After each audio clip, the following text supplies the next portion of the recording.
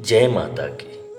हम सभी नवरात्रि में या माँ दुर्गा की किसी भी पूजा में नारियल की भेंट चढ़ाते हैं।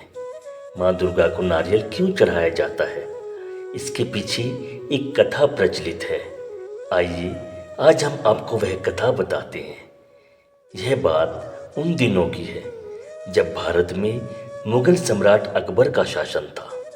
उन्हीं दिनों मधोन गांव में माँ दुर्गा का एक भक्त रहता था जिसका नाम ध्यानु था। ध्यानु हर वर्ष ज्वाला देवी के दरबार में हजारों भक्तों का दल लेकर जाया करता था और वहां पर जाकर माता का जागरण करता था। एक बार ध्यानु जब अपने दल के साथ ज्वाला देवी जा रहा था तो वह जय माता के जयकारे बोलते हुए दिल्ली की चांदनी चौक पहुंचा। सम्राट अकबर ने जब यह आवाज़ सुनी तो उन्होंने ध्यानु को दरबार में बुलवाया और पूछा, तुम जय माता की करते हुए कहाँ जा रहे हो? ध्यानु ने कहा, हम ज्वाला देवी के दरबार में जा रहे हैं। अकबर ने पूछा, यह ज्वाला देवी कौन है और वहाँ जाने से क्या होगा? ध्यानु ने कहा, ज्वाला माई संसार की रचना करने वाली है। वह अपने भक्तों की सभी इच्छाएं पूर्ण करती है। अकबर ने कहा, तुम्हारी ज्वाला माई सब कुछ कर सकती है? ध्यानु ने कहा, जी बादशाह, मेरी माता सब कुछ कर सकती है। अकबर ने कहा, ठीक है, आज मैं तुम्हारी भक्ति की परीक्षा लेता हूँ। आज मैं तुम्हारे घोड़े की गर्दन काट रहा हूँ। अगर तुम्हारी ज्वाला माई में शक्ति है तो इसे जोड़ कर दिखाई।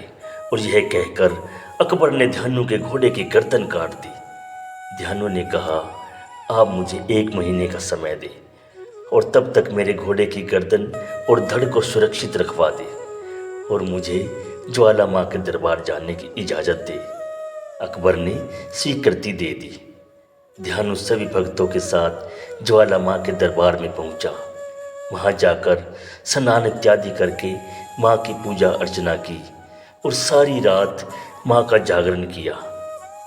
जागरण करने के पश्चात ध्यानु ने माँ से कहा, माँ, आज आपके भक्त की लाज आपके हाथ में है। अगर आज मेरा घोड़ा जिंदा नहीं हुआ तो आप पर सभी विश्वास करना बंद कर देंगे।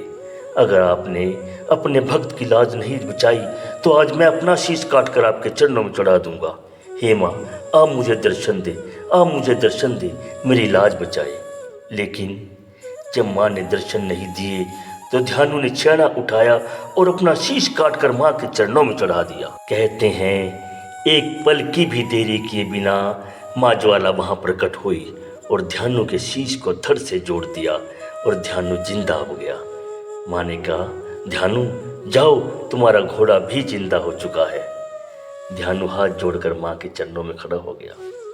ध्यानु ने कहा, हे माँ, आप अपने भक्तों की इतनी कठिन परीक्षा ना लिया करें, क्योंकि आपके सभी भक्त आपको अपना शीश काट कर नहीं चढ़ा सकते।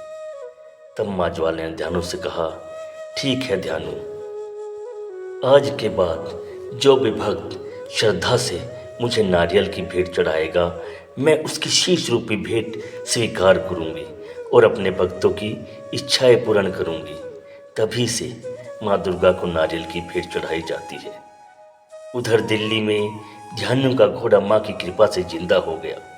यह देखकर अकबर व उसके दरबारी आश्चर्यचकित रह गए।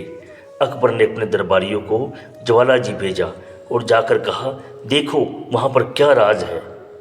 दरबारियों ने आकर बताया, बादशाह सलामत, वहाँ पर तो जमीन में से आग की लपटें निकल रही हैं। कहते हैं, अकबर ने माँ ज्वाला की जोत को बुझाने के लिए कई प्रयास किए। ज्योति पर लोहे के मोटे मोटे तवे चढ़ाए गए, लेकिन माँ की जोत तवों को फाड़कर बाहर आ गई। पानी की नहर से जोत को बुझाने की कोशिश की गई, लेकिन अकबर की हर कोशिश नाकाम रही।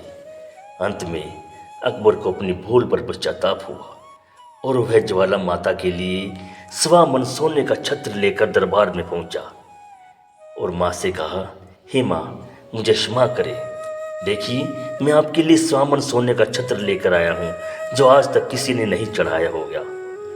उसके घमंड भरे वचन सुनकर वहां एक ज्योति प्रकट हुई और अकबर के हाथ से वह छत्र छूटकर दूर जा गिरा और पता नहीं किस धातु में बदल गया। आज तक कोई यह नहीं बता सका कि वह छत्र किस धातु का है। वैज्ञानिकों ने भी कई प्रयास कर लिए, लेकिन आज तक यह पता नहीं चल सका वह छत्र सोने का है, चांदी का है, तांबे का है अथवा लोहे का। अकबर को अपनी भूल का पश्चाताप हुआ और वह माँ से माफ़ी मांगकर दिल्ली आ गया। उसने अपने दरबारियों को आदेश दिया, आज के बाद कोई भी माँ के भक्तों को तंग नहीं करेगा, कोई भी माँ के भक्तों की यात्रा में विघ्न नहीं डालेगा। कहते हैं तभी से माँ के दरबार में यह नारियल की भेंट चढ़ाई जाती है। जय माता की।